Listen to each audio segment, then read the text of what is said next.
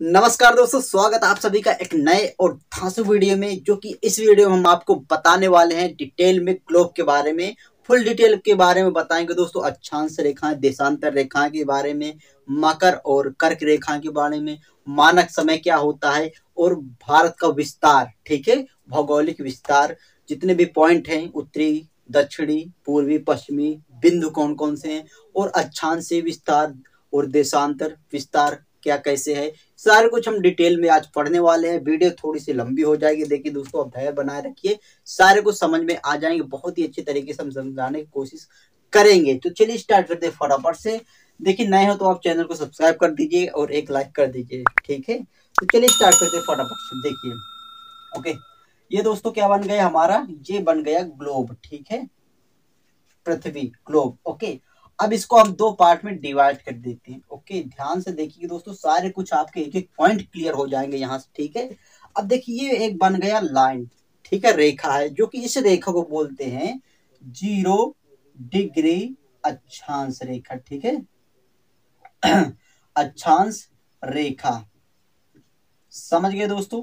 ये एक रेखा है जो कि पृथ्वी को या ग्लोब को दो भागों में विभाजित करता है, और विभाजित ये जो कि है लाइन, ये रेखा, इसको बोलते हैं डिग्री, 0 डिग्री अक्षांश। और इसके तमाम नाम है देखिए दोस्तों, भूमध्य रेखा, ओके, विषुवत रेखा, ओके, या फिर इसको इक्वेटर बोल दिया जाता है, ठीक है, इक्वेटर। ओके, ये इसके तमाम नाम है, किसके, ये 0 डिग्री अक्षांश रेखा के। ओके, आप जानते हैं दोस्तों, ये क्या है, ईस्ट है, वेस्ट है, नॉर्थ पोल, साउथ पोल, ठीक है, यानी कि दक्षिण। ये तो सबको ही पता, दक्षिण गोलार्ध, ठीक है। ओके, उत्तरी गोलार्ध, ठीक है, उत्तरी गोलार्ध हो गया ये। जानते हैं दोस्तों क्या है, उत्तरी गोलार्ध, दक्षिणी गोलार्ध, ठीक है। उत्तरी गोलार्ध में कितने अक्षांश है दोस्तों, 90 अक्षांश है, यानी कि रेखाएं हैं।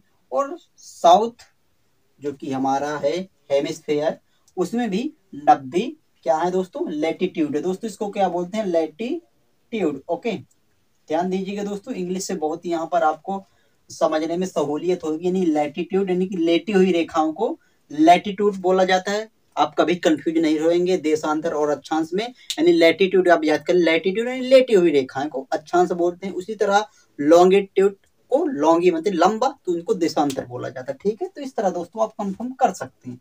अब देखिए, अगला बिंदु की बात करें, पॉइंट की बात करें, यहाँ पर दोस्तों आप यहाँ पर ढेर सारे यानी कि 90 अक्षांश रेखाएं पाएंगे, और साउथ पोल में भी आप पाएंगे 90 यहाँ पर अक्षांश रेखाएं। अब देखिए, इनके अलग अलग नाम होते हैं।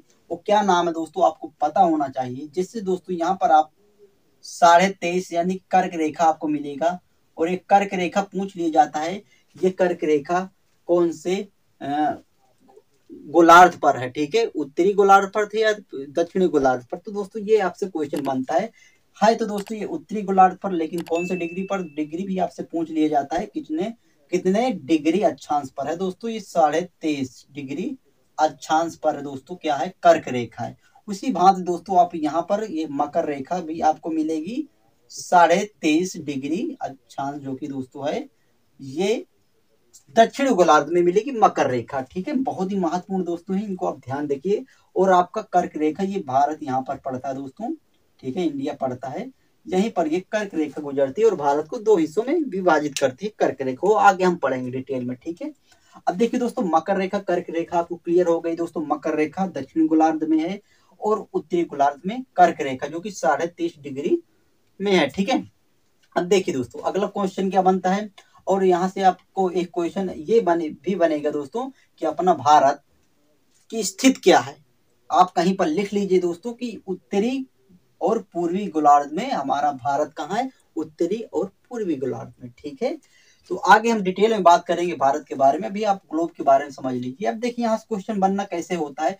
देखिए दोस्तों, यहाँ से ये जो कि है ना लैटिट्यूड, ओके, यहाँ पर इनके बीच की दूरी, दो समांतर अक्षांश रेखाओं के बीच की दूरी कितनी होती है, ये भी क्वेश्चन बनता है, बहुत ही महत्वपूर्ण से दोस्तों। इनके बीच की दूरी होती है 111 किलोमीटर, ठीक है, 111 किलोमीटर के दो समांतर अक्षांश रेखाओं के बीच की दूरी कितनी? 11 किलोमीटर। ओके, अब देखिए दोस्तों, एक यहाँ पर एक महत्वपूर्ण एक बिंदु अभी ने छोड़ दिया, यहाँ पर आप याद रखिए। यहाँ पर दोस्तों 66.5 डिग्री दोस्तों, यहाँ पर इस ये डिग्री क्या बोलते हैं? 66.5 डिग्री अक्षांश रेखा को, इसको बोलते हैं आर्कटिक। ठीक है, आर्कटिक रेखा। ओके, कहां पर दोस्तों ये क्वेश्चन बनता है कि आर्कटिक रेखा कहाँ है? उत्तरी गोलार्ध पर या दक्षिणी गोलार्ध पर? आप बोलेंगे उत्तरी गोलार्ध पर आर्कटिक रेखा है। इसको दोस्तों कौन सा अक्षांश है? ये 66.5 डिग्री अक्षांश को बोलते हैं आर्कटिक रेखा। उसी प्रकार दोस्तों आप नीचे आएंगे दक्षिणी गोलार्ध पर, तो आपको 66.5 डिग्री ये मिलेगा अक्षांश, जो कि दोस्तों इसको बोलते हैं अंटार्कटिक। ठीक है, अंटार्कटिक। ठीक है, अंटार्कटिक रेखा। ओके, ये भी क्वेश्चन बनता है दोस्तों, तो आपको अंटार्कटिक और आर्कटिक रेखाएं भी पता होना चाहिए। ठीक है, ये भी पॉइंट क्लियर हो जाएगा। और दो समांतर अक्षांश रेखाओं के बीच की दूरी 111 किलोमीटर है। कई बार एक क्वेश्चन बनता है। अब देखिए अगला क्वेश्चन क्या बनता है कि जितने भी है ना ये अक्षांश रेखा, कुल टोटल कितनी है दोस्तों? टोटल दोस्तों ये है लैटिट्यूड 181। याद रखिएगा दोस्तों, ये भी क्वेश्चन बनता है। टोटल अक्षांशों की संख्या कितनी है? 181 है। ठीक है, 181 कैसे? 90 ये 90 ये और एक आपकी भूमध्य रेखा हो गई। ठीक है, 0 डिग्री सेल्सियस वाली, ये मिलकर होती है 181। ओके, कंफर्म हुआ दोस्तों? समझ में यहाँ तक आपको आ गया होगा। अब देख आगे बात करते हैं। ठीक है, अब देखिए दोस्तों, ये एक्चुअली में इनका मतलब क्या होता है? अक्षांश, ये काल्पनिक रेखाएं होती है, इनका ये किस लिए होती है? देखिए दोस्तों, ये एक्चुअली में दोस्तों अगर आप सेपरेटली याद करें अक्षांश रेखाओं का मतलब क्या है, ये किस लिए होती है दोस्तों? ये किसी देश की, कोई भी देश हो, किसी देश की तापमान और जलवायु का पता लगाते हैं। ठीक है, कि वहां की जलवायु और तापमान कैसे क्या होगा, ये किससे तय होता है? ये अक्षांश रेखाओं से तय होता है। ठीक है, अब देखिए दोस्तों, आपको अक्षांश रेखाओं से सारे कुछ बनने वाले, जितने भी क्वेश्चन बनने वाले हैं वो सारे कुछ क्लियर हो गए। ठीक है, तो अब देखिए दोस्तों, अब आगे बात करते हैं हम। ओके, यहाँ पर हम बात करेंगे अब देशांतर है कि नहीं, लॉन्गिट्यूड। ठीक है, लैंगिट्यूड। ओके, तो दोस्तों ये भी पृथ्वी को, ग्लोब को दो भागों में डिवाइड करते हैं। ठीक है, तो देखिए दोस्तों, ये क्या है? लॉन्गिट्यूड। ठीक है, ये दोस्तों यहाँ पर 0 डिग्री। ओके, यहाँ पर ये 0 डिग्री देशांतर रेखा है। ठीक है, देशांतर, बीच की देशांतर रेखा है 0 डिग्री। ठीक है, जो कि दोस्तों इनको बोलते हैं लॉन्गिट्यूड। ठीक है, लॉन्गिट्यूड। ठीक है, ट्यूड्स। ओके, अब देखिए दोस्तों, यहाँ पर इनकी संख्या कितनी है, ये भी क्वेश्चन बनता है। तो इनकी संख्या टोटल है कितनी? अगर टोटल की बात करें 360 है। ठीक है, 180 है दोस्तों इधर वेस्ट में, यानी कि दोस्तों ये वेस्ट में है 180। ओके, और इधर भी है 180। ठीक है, ये देशांतर रेखा है। ओके, ध्यान दीजिएगा दोस्तों, टोटल मिलकर हो जाते हैं 360। ओके, अब यहाँ से एक क्वेश्चन ये बनता है दोस्तों कि ये देशांतर रेखा, यानी कि दोस्तों देशांतर रेखा आप जानते हैं लॉन्गिट्यूड। ठीक है, इनकी बीच की दूरी सबसे ज्यादा कहां पर होती है? ये भी क्वेश्चन बनता है। तो दोस्तों सबसे ज्यादा देशांतरों के बीच की दूरी यहाँ पर होती है भूमध्य रेखा। ये दोस्तों भूमध्य रेखा पर सबसे ज्यादा होती है। कितनी होती है दोस्तों? ये भी आपका क्वेश्चन बनता है। तो यहाँ पर दोस्तों आप पाएंगे 111.3 लगभग किलोमीटर के बराबर होती है। ठीक है, तो ये भी क्वेश्चन आप लिख लीजिएगा। सबसे ज्यादा दूरी भूमध्य रेखा ने इक्वेटर पर होती है देशांतरों की दूरी, और सबसे कम अर्थात शून्य के बराबर तो आप जानते हैं दोस्तों पोल पर। ठीक है, यानी कि दक्षिणी गोलार्ध और उत्तरी गोलार्ध पर। ठीक है, यहाँ पर आकर ये मिलती, जहां पर आकर मिलती, इन पे लगभग ना के बराबर होती है दूरी। ठीक है, ये भी क्वेश्चन आपको समझ में आ गया होगा। अब देखिए अगला बात करते हैं कि इनके बीच की दूरी। देखिए दोस्तों, अब ये किस लिए होती है, इनका काम क्या होता है? देशांतरों रेखा के, जो कि दोस्तों ये होती है ना, ये समय और तिथि निर्धारण करती है। जिस प्रकार ये जलवायु और वहां का वातावरण, जलवायु, ताप निर्धारण करती हैं अक्षांश रेखाएं, उसी प्रकार देशांतर रेखाएं वहां किसी देश की तिथि और समय को निर्धारित करती। कौन? देशांतर, यानी कि लॉन्गिट्यूड। अब देखिए इनके बीच का जो कि होता है कितना मिनट का होता है अंतर? दो देशांतरों के बीच का 4 मिनट का। ठीक है, 4 मिनट का अंतर होता है। उसी प्रकार अगर हम भारत की बात करें, देखिए दोस्तों हमारा भारत ये है। ओके, अभी डिटेल में बात करें। अब यहाँ पर हमारे भारत का मानक समय, देखिए दोस्तों मानक समय से पहले आपको एक और याद करना होगा। क्या है? देखिए 1884 में एक सम्मेलन हुआ वाशिंगटन डीसी में। ठीक है, वाशिंगटन डीसी में। ओके, तो दोस्तों वहां पर ये सम्मेलन बैठक हुई है और वहां पर ये निर्धारित हुआ कि हम किसको माने मानक समय, यानी कि प्रधान समय जो है हमारा प्रधान समय हम किसको माने, 0 डिग्री देशांतर को या फिर 180 डिग्री देशांतर को। तो दोस्तों वहां पर डिसाइड होता है कि 0 डिग्री देशांतर को उन्हें प्रधान समय, ठीक है, प्रधान समय मानते हैं, जिसे आप मानक समय, मेन मानक समय कहें, प्रधान समय कहें। तो दोस्तों ये होता है 0 डिग्री देशांतर को माना जाता है। और जो कि 0 डिग्री देशांतर कहाँ से होकर गुजरता है ये भी बहुत ही महत्वपूर्ण है, यानी कि जिसे हम बोलते हैं ग्रीनविच मीन टाइम, ठीक है। क्या Greenwich mean time, Greenwich mean time, जिसे जीएमटी आपने सुना होगा, GMT Greenwich mean time. Actually दोस्तों ये ग्रीनविच एक सिटी है लंदन का, ठीक है, जहां से 0 डिग्री देशांतर समय गुजरता है। तो दोस्तों ये है ग्रीनविच मीन टाइम, इसलिए दोस्तों ये है। अब देखिए इसको हम समझें कैसे, जैसे हमारा भारत यहाँ पर है, तो हमारे भारत का मानक समय कितना दोस्तों, आप जानते हैं हमारे भारत का मानक समय है 82, 82.5, ठीक है, 82.5 डिग्री, ओके। और ये 82.5 डिग्री कहाँ से जाता है, कहाँ से होकर जाता है, ये भी क्वेश्चन बनता है। जो कि उत्तर प्रदेश के मिर्जा से, अगर उत्तर प्रदेश से हैं आप तो मिर्जापुर से होता हुआ एक झारखंड के रांची से जाता है, ठीक है, 82.5 डिग्री, ठीक है। तो दोस्तों इसमें 82.5 में अगर आप देखिए दोस्तों, अगर आप ईस्ट की तरफ चलेंगे, पूर्व की तरफ चलेंगे, तो यहाँ पर आप 0 डिग्री से आपको समय प्लस करने पड़ेगा, ठीक है, आपको समय 4 मिनट प्लस होगा हर देशांतर पर, ठीक है। अगर आप इधर चलेंगे पश्चिम की साइड तो आपको 4 माइनस करना पड़ेगा, 4 मिनट, ठीक है, हर देशांतर पर। इस तरह दोस्तों इसका पता लगाते हैं। उसी प्रकार अगर हम 4 करेंगे दोस्तों तो कितना होगा, अगर हम यहाँ पर 82.5 में, ठीक है, नहीं 82.5 में अगर हम 4 का मल्टीपल करेंगे दोस्तों, तो यहाँ से हमें क्या निकल कर आएगा, 330 मिनट, ठीक है, 330 मिनट, ओके। तो 330 मिनट का मतलब क्या हो दोस्तों, यहाँ पर 5.5 घंटे बनते हैं, ठीक है, 5.5 घंटे, ओके। आपने सुना होगा कि हमारे 5.5 घंटा ग्रीनविच मीन टाइम से आगे है। तो क्यों आगे है, इसीलिए आगे क्योंकि दोस्तों यहाँ पर प्लस समय होता है। अगर हम पूर्व की दिशा में जाएंगे ग्रीनविच मीन टाइम से 0 डिग्री देशांतर से 20 से, यानी कि दोस्तों ये है ग्रीनविच मीन टाइम जो कि लंदन से गुजरता है। तो यहाँ से अगर हम जाएंगे तो 4+4+ मिनट करते हुए चले जाएंगे, जो कि हमारा मानक समय भारत का है 82.5 डिग्री। तो इसमें हम मल्टीप्लाई करेंगे 4 का, तो हमें निकल कर आएगा 330 मिनट, जो कि कितना घंटा होता है, 5 घंटा 30 मिनट। अर्थात हमारा ग्रीनविच मीन टाइम से समय कितना आगे हुआ, 5.5 घंटे। समय में आ गए दोस्तों, 5.5 घंटा क्यों प्लस रहता है, ठीक है, क्यों आगे होता है। तो इसी तरीके से आप किसी भी देश का समय निकाल सकते हैं कि ग्रीनविच मीन टाइम से अगर इधर वाला कोई देश है तो इधर माइनस करेंगे, इधर अगर है तो प्लस करेंगे 4 मिनट, ठीक है, समझ में आ गए हो दोस्तों। अब देखिए हम अब क्या बात करते हैं दोस्तों, यहाँ पर देखिए, और अगर बात करें यहाँ पर देशांतर की, कि यहाँ पर कभी कभी एक भी क्वेश्चन आ जाता है कि 1 घंटे, यानी 1 घंटे बराबर कितने डिग्री देशांतर, दोस्तों कितना होता है, 15 डिग्री। आप जानते हैं दोस्तों, क्योंकि 1 डिग्री में क्या होता है 4 मिनट, तो 4 का आप कर देंगे 15 से तो 60, यानी कि 60 मिनट अर्थात 1 घंटा, ठीक है। तो यहाँ से आप ये भी क्लियर हो गया दोस्तों। तो आई होप ये सारा कुछ आपको समझ में आया होगा, दक्षिणी गोलार्ध और उत्तरी गोलार्ध, यहाँ पर अक्षांश और यहाँ पर देशांतर, ठीक है, तो आपको समझ में आ गया होगा। और यहाँ पर हम बात करें पर, तो अब देखिए हम बात करते हैं अपने इंडिया की, जहां तक हमें यहाँ से क्वेश्चन बनने वाले होते तो हम वो सब कुछ कर लिए, ठीक है। तो अब हम बात करते हैं अपने भारत की, इसका विस्तार, अक्षांशीय विस्तार, देशांतर विस्तार कैसे क्या है, ठीक है। तो चलिए स्टार्ट करते हैं हम अपना यहाँ से, ओके। तो देखिए दोस्तों यहाँ पर हम एक अपना प्यारा सा मैप बनाते हैं भारत का, ठीक है, भारत का, ओके। तो छोटा सा बना लेते हैं क्योंकि जगह बिल्कुल से कम है, देखते हैं बनता है या नहीं हमसे, ओके। तो यहाँ पर हम बना लेते हैं, ठीक है, भारत का निशान, ठीक है, चिन्ह मैप।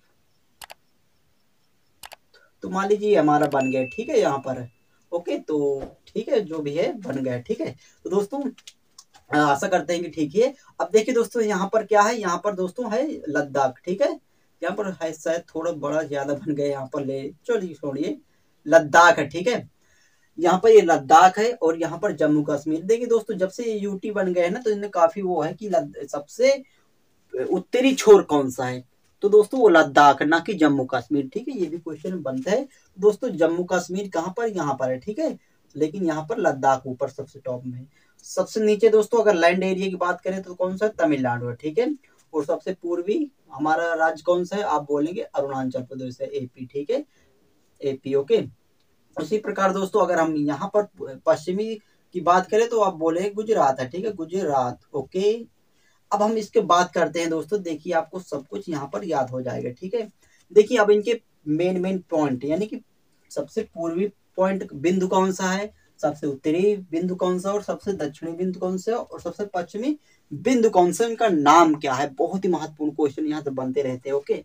अब देखिए दोस्तों लद्दाख है, लद्दाख में आपने सुना होगा यहाँ से सबसे पूर्व जो कि उत्तरी बिंदु है उसको बोलते हैं दोस्तों, क्या बोलते हैं, वो बोलते हैं इंदिरा कॉल, ठीक है, इंदिरा कॉल, ओके, कॉल। अभी हम इनको ट्रिक भी याद कराएंगे आपको, कैसे आप ये हमेशा के लिए याद करें। उसी प्रकार लैंड एरिया की बात करें तमिलनाडु में जो कि दोस्तों है वो क्या है, कन्याकुमारी, ठीक है, कन्याकुमारी, ओके। जिसका पुराना नाम क्या होता है, केप कुमेरिन, केप कुमेरिन याद रखिएगा दोस्तों, कन्याकुमारी का केप कुमेरिन इसका पुराना नाम होता है, ठीक है, जो कि तमिलनाडु में ही है, ओके। लेकिन अगर हम सबसे दक्षिणतम बिंदु की बात करें, अगर वाटर में जाए दोस्तों द्वीप में, तो दोस्तों आप यहाँ पर पाएंगे, क्या पाएंगे, क्योंकि दोस्तों ये क्या है, बे ऑफ बंगाल है, इधर अरब सागर है, और यहाँ पर क्या है, हिंद महासागर। तो दोस्तों ये अरब बे ऑफ बंगाल में, सॉरी, बे ऑफ बंगाल में यहाँ पर ग्रेट एक आपको ग्रेट निकोबार मिलेगा, ठीक है, ग्रेट आपको ग्रेट निकोबार मिलेगा, ठीक है, निकोबार, ओके। तो दोस्तों यहाँ ग्रेट निकोबार मिलेगा, तो यहाँ पर एक पॉइंट आपको मिलेगा जिसको बोलते हैं इंदिरा, इंदिरा पॉइंट, ठीक है, इंदिरा पॉइंट यहाँ पर आपको मिलेगा। और इसका पुराना नाम एक्चुअली क्या होता है, ये भी क्वेश्चन बनता है दोस्तों। इसका पुराना नाम होता है, क्या है, आपको पता होना चाहिए। इसका नाम है, क्या है, पिग पिगमेलियन, ठीक है, पिगमेलियन, ओके। ये भी क्वेश्चन बनता है, ओके।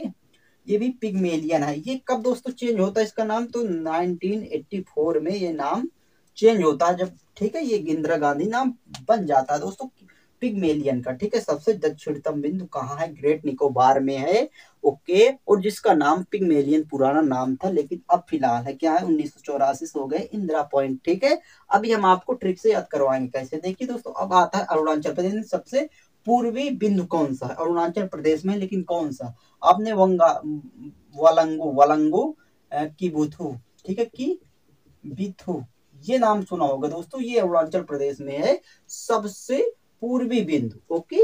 अब बात करते हैं दोस्तों गुजरात का सबसे पश्चिमी बिंदु कौन सा है, तो दोस्तों वो है, क्या है, आपको पता होना चाहिए, गुहार मोती, ठीक है, गुहार मोती या फिर माती, वैसे कंक सरक्रेट इसका पूरा नाम है, सरक्रेट, ठीक है, सरक्रेट। तो दोस्तों आप याद कर लीजिए सरक्रेट को, लेकिन जब भी आता है तो गुहार मोती करके, ये गुहार मोती या माता, ठीक है।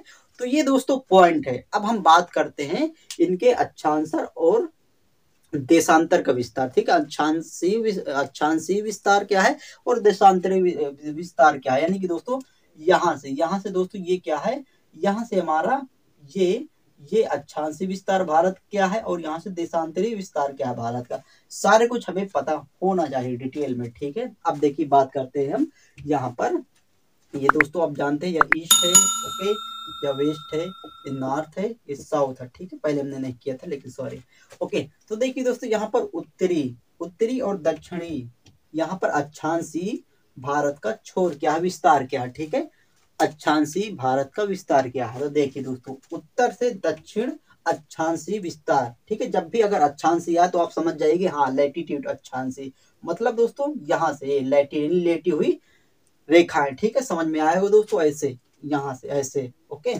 तो देखिए दोस्तों यहाँ से आप पाएंगे कि सबसे यहाँ पर जो अक्षांशीय है वो कौन सा है, यहाँ पाएंगे आप 37.6°6', ठीक है, और नॉर्थ लैटिट्यूड, ओके। नॉर्थ यानी कि दोस्तों क्या है, उत्तरी पूर्वी, सॉरी, उत्तरी अक्षांश, ठीक है, नहीं लैटिट्यूड अक्षांश। तो दोस्तों ये है। और यहाँ साउथ में कौन सा है, तो यहाँ दोस्तों आप पाएंगे कि 8 डिग्री और 8 डिग्री 4 मिनट नॉर्थ लैटिट्यूड, यानी कि दोस्तों उत्तरी अक्षांश, ओके। तो ये दोस्तों है भारत का उत्तर से दक्षिणी अक्षांशीय विस्तार। अब बात करते दोस्तों यहाँ पर अगर सबसे दक्षिणतम की बात करें, क्योंकि दोस्तों ये लैंड एरिया, लेकिन सबसे दक्षिणतम की बात करें तो दोस्तों ग्रेट निकोबार है, जिसमें इंदिरा पॉइंट वहां का दक्षिणतम बिंदु है। ओके, और वहां पर हमें क्या बताना पड़ेगा, वहां पर दोस्तों 6 डिग्री और 4 मिनट क्या है, ये दोस्तों है नॉर्थ लैटिट्यूड। ठीक है, ये दोस्तों आप नोट कर लीजिए, कहीं बहुत ही महत्वपूर्ण है, 6 डिग्री 4 मिनट नॉर्थ लैटिट्यूड, यानी कि दोस्तों उत्तरी अक्षांश। ओके, अब हम बात करेंगे दोस्तों पूर्व से पश्चिम, यानी कि देशांतर। ठीक है, देशांतर विस्तार, भारत का देशांतर विस्तार क्या है। ओके, तो देखिए दोस्तों यहाँ पर आपको, तो यहाँ पर दोस्तों आप पाएंगे 97 डिग्री 25 मिनट क्या है ईस्ट लॉन्गिट्यूड। ठीक है, ईस्ट लॉन्गिट्यूड यानी कि देशांतर से दोस्तों यहाँ पर आप आ जाइए, गुहार मोती यहाँ पर बिंदु है, यहाँ से आपका दोस्तों 68, ठीक है 68 डिग्री और 7, ठीक है 7 मिनट, ये दोस्तों ईस्ट लॉन्गिट्यूड यानी कि लॉन्गिट्यूड यानी देशांतर, ये आपको याद रखना होगा दोस्तों, महत्वपूर्ण है बहुत ही। ठीक है, तो ठीक है दोस्तों, आपके समझ में आ गया होगा। ओके, अब बात करते हैं दोस्तों इनको अब याद कैसे रख पाएंगे। ओके, देखिए दोस्तों यहाँ पर आता है इंदिरा कॉल, और इंदिरा पॉइंट में बहुत ही कंफ्यूजन होता है, लेकिन हमें कैसे याद करना पड़ेगा। देखिए इंदिरा कॉल, जब भी हम कॉल वगैरह लगाते हैं तो जो भी तरंगे होती हैं सब ऊपर ऊपर जाती है, कैसे कनेक्ट होता है, ऊपर से ऊपर, यानी ऊपर से आपको इंदिरा कॉल, कॉल से याद आ जाएगा, और इंदिरा पॉइंट तो नीचे है ये। ठीक है, उस तरह किबूथू आता है, यानी किबूथी आता है ना कि अरुणाचल प्रदेश एपी, यानी बोलते ना आप कब आए, आप कब आए, आप से अरुणाचल प्रदेश, कब से किबूथू, याद आ जाएगा। और गुजरात दोस्तों आता, गुजरात से गुहार मोती, गुजरात गुहार, गुजरात गुहार मोती, ये भी आपको याद हो जाएगा। ठीक है, कोई दिक्कत नहीं जाएगी, बस आपको ये ध्यान रखना दोस्तों, इनका अक्षांशीय और देशांतर विस्तार ये आपको याद करना पड़ेगा। ठीक है, तो यहाँ पर अगर हम अक्षांशीय की बात करें तो दोस्तों अक्षांशीय यानी कि दोस्तों इंदिरा जो कि कॉल है, वहां पर आपको कौन सा 37 डिग्री 6 मिनट नॉर्थ लैटिट्यूड। उसी तरह दोस्तों आप आ जाएंगे, अगर लैंड एरिया की बात करते हैं तो 8 डिग्री 4 मिनट लैटिट्यूड, ठीक है नॉर्थ लैटिट्यूड। उसी तरह अगर आप आ जाते हैं पूरा दक्षिणतम सबसे आज बात करें तो ग्रेट निकोबार में है, जो कि दोस्तों इंदिरा पॉइंट नाम से जाना जाता है, वो दोस्तों आता है 6 डिग्री 4 मिनट नॉर्थ लैटिट्यूड। उसी प्रकार दोस्तों अगर हम देशांतर की बात करें, देशांतर विस्तार भारत का, तो यहाँ से आपको पूर्व से पश्चिम याद होना चाहिए, क्योंकि दोस्तों ये मतलब लंबे वाले। ठीक है, तो दोस्तों 97 डिग्री 25 मिनट ईस्ट लॉन्गिट्यूड। उसी तरह 68, यहाँ पर आप आ जाए पश्चिम में, तो 68 डिग्री 7 मिनट ईस्ट लॉन्गिट्यूड। ठीक है, ये भी दोस्तों आपको समझ में आ गया होगा। अब देखिए दोस्तों यहाँ पर आप कर्क रेखा समझ सकते हैं, यहाँ पर कर्क रेखा है जो कि हमारा भारत के बीच से जाती, पूरा 2 पार्ट में डिवाइड कर देती है, कौन सी कर्क रेखा। ठीक है, कर्क रेखा से पहले दोस्तों आपको यहाँ से इनका जो कि ये विस्तार आपको पता होना चाहिए, इसका जो कि है दोस्तों कितना यहाँ पर इनका ये किलोमीटर में कितना है, ये भी नॉर्थ टू साउथ। ठीक है, जो कि दोस्तों नॉर्थ टू साउथ दोस्तों ये है कितना दोस्तों, ये भी आपको पता होना चाहिए, जो कि दोस्तों है 32-14 किलोमीटर। ठीक है, इसी तरह ईस्ट टू वेस्ट की बात करें तो दोस्तों 29-33 किलोमीटर। ठीक है, ये किलोमीटर। ठीक है, ये भी आपको पता होना चाहिए। ठीक है, क्योंकि दोस्तों इसका विस्तार क्षेत्रफल अगर बात करें, क्षेत्रफल के उत्तर से दक्षिण क्षेत्रफल कितना भारत को 32-14 किलोमीटर। ठीक है, अगर हम पूरब से पश्चिम का विस्तार की बात करें भारत का, तो 29-33 किलोमीटर है। ठीक है, ये भी आपको पता होना चाहिए। ठीक है, अब देखिए दोस्तों ये वाला कितना है, ये है दोस्तों 29-33 किलोमीटर, और ये है 32-14 किलोमीटर। ठीक है, देखिए दोस्तों हम बात करते हैं कर्क रेखा। तो कर्क रेखा कहाँ से होकर जाती है, ऐसे जाती है दोस्तों, ये जाती है कर्क रेखा। ठीक है, भारत से, जो कि भारत को 2 हिस्सों में बांटती है। ठीक है, तो दोस्तों ये किस पोल में है, ये उत्तरी पोल में। ठीक है, यानी कि नॉर्थ पोल पे है, उत्तरी गोलार्ध में है, कितने डिग्री पर दोस्तों, ये है 23.5 डिग्री पर। ठीक है, और ये कितने राज्यों से होकर गुजरती है, ये भी आपको पता होना चाहिए, पता हो टोटल 8 राज्यों से होकर गुजरती है कर्क रेखा।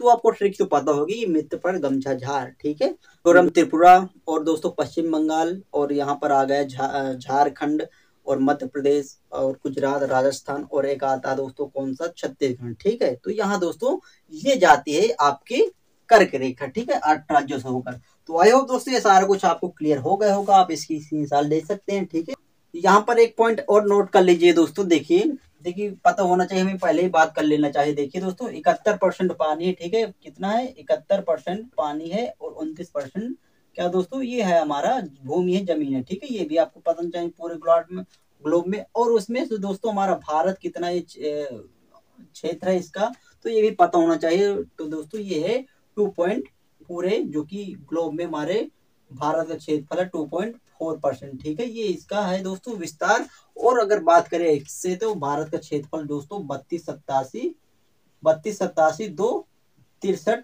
वर्ग किलोमीटर, ठीक है। ये भी आपको पता होना चाहिए, जो कि कितना होता है 2.4% होता है। ओके, 28 राज्य हैं, 8 केंद्र शासित प्रदेश हैं, और हमारा भारत, अगर हम बात करें क्षेत्रफल की दृष्टि से, जो कि हमारा भारत 7वें नंबर पर आता है, ठीक है।